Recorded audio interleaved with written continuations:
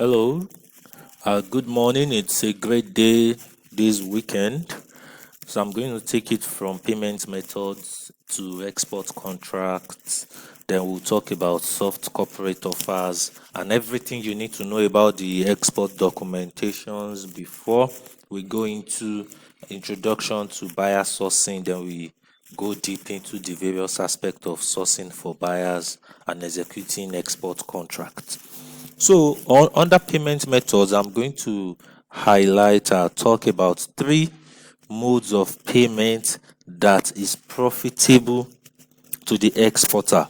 Meanwhile, we are also going to discuss about those that are actually not profitable to the exporter but has an advantage for the importer. In payment methods, we have advanced payment, we have the letter of credit, we have documentary collection, we have open accounts, we have different forms of payment methods that you can use. Just make sure to read the ebook that I sent you earlier. Everything about the payment methods, LCs, breakdown in it. So the three forms you can make use of that will be profitable. The first one is advance payment. So it's actually very good that when you are making your negotiations, you ask the importer for an advance payment, which is usually about 30% of the total value of your contract with him.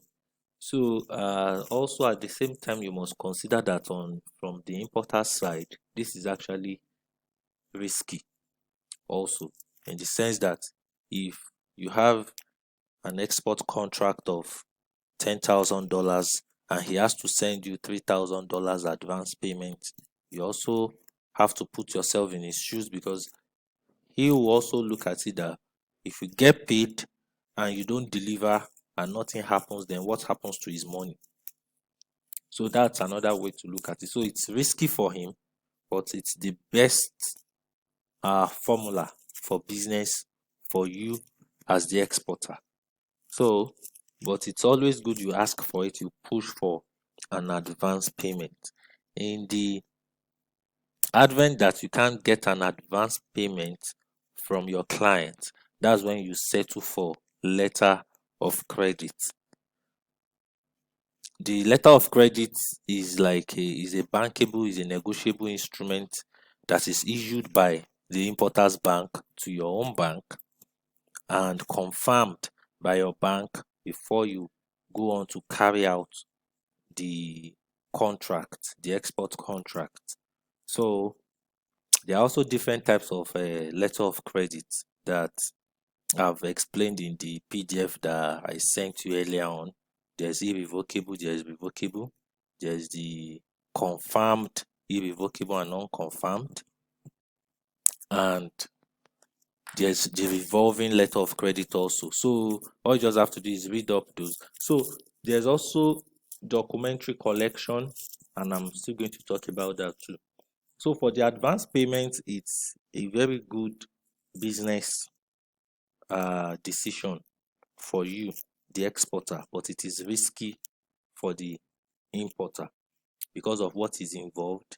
Maybe both of you met online and he doesn't know you yet, he doesn't trust you, he doesn't know maybe if he makes payments, uh maybe you won't deliver, maybe you just disappear into thin air. It's the same as what is called the open account.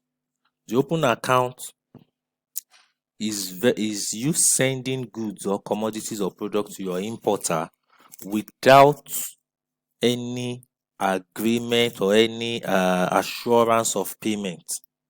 So by the time it gets to the importer, also the importer can just look at it and say, okay, maybe I'll pay your money so time, or I'll pay your money when I feel like or when I'm comfortable to do so. So you must always put yourself in the importer's shoes. So if you can't get an advance pay for what you want to export, then you come to letter of credit. So how does letter of credit work? Your letter of credit is usually issued by the importer's bank, and confirmed by your own bank. So let's say your importer is in China or is in Vietnam or is in Dubai, the bank over there will be the one to communicate with your own bank, issue the letter of credit, which your bank, let's say maybe First Bank, GT Bank, or whichever bank you are using in Nigeria, will confirm and say, okay, and send it to you for review purposes and all that. And once you also review the letter of credit and it's actually what both of you agreed on to do, the specification of the commodities, the time frame, and all that.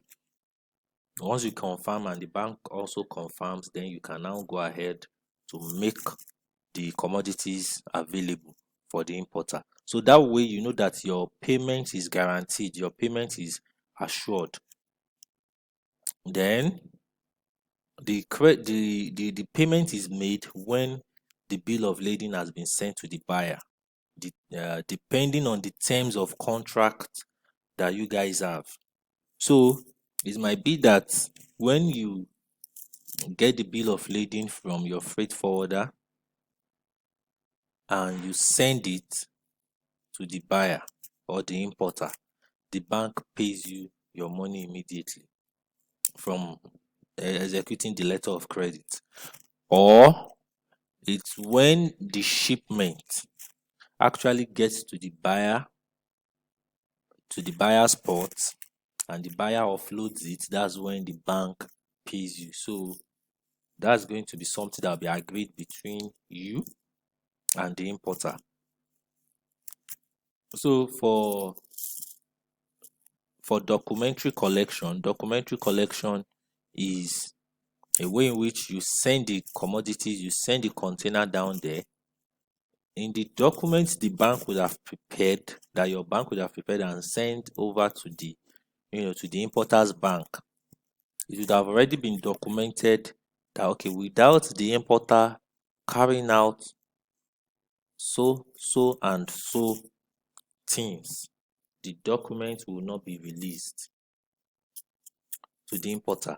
So if you get your bill of lading, in this case, you are sending it to the importer's bank, who will not release the bill of lading to the importer until the importer makes payment.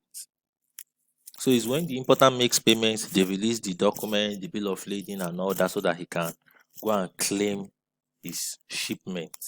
So in these three instances that I mentioned, you will see that okay, you still have assurance, or should I say guarantee, that you are going to get your payment, rather than just based on your export contract alone, that you are making shipments based on your export contract alone, which is an open account. Because let's say you are chatting with someone, or someone sent you an email, contacted you, wants maybe 5 containers of charcoal worth around maybe 5 million, 6 million naira.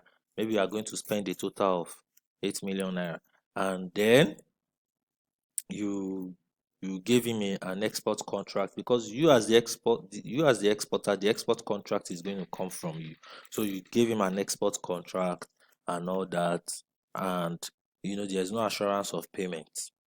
He's not giving you an advance payment, he's not giving you a letter of credit, there's no maybe document against payment, which is also the same thing as documentary collection. So, and you went to your state, gathered charcoal, loaded the containers, and start sending it to him. So the containers can get to him, and he can just look at it and say, okay, I'm supposed to pay you today that the container arrives, but I'll pay you at the end of the month, maybe because of so, or so, and so. But in a situation whereby, okay, he has already paid you an advance payment, maybe in your contract, you already have it that you pay me 30% now. When the goods is on the sea, you pay me 50%, or you pay me 60%. When the goods arrives at your port of discharge, your own port, you pay me the remaining 10%. So that's good contract, because when you receive the bill of lading, which means that your container is on the sea, You let him know, you show it to him, you scan the copy to him and all that. But he can't use those to collect his shipment without getting the original bill of lading. So he has to make the next set of payments, which is 60%. So it's when he makes that payment, then you now send him the bill of lading. When he gets the bill of lading, when the container gets to him, then you know, okay, he's paying the remaining 10% or remaining 20% of the money. So those are still better ways to do the business rather than an open account where you just know there's no assurance of payment, no guarantee that he's going to pay. Or most times you end up paying, but there'll be, well, it might actually take time.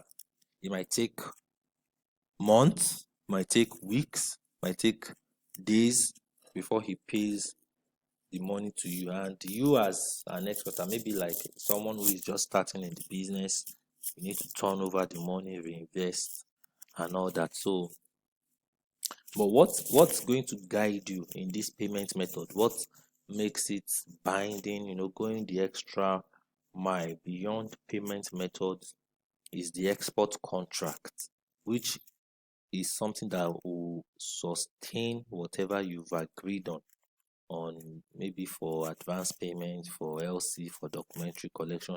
Is your own export contract that you are going to send to the importer.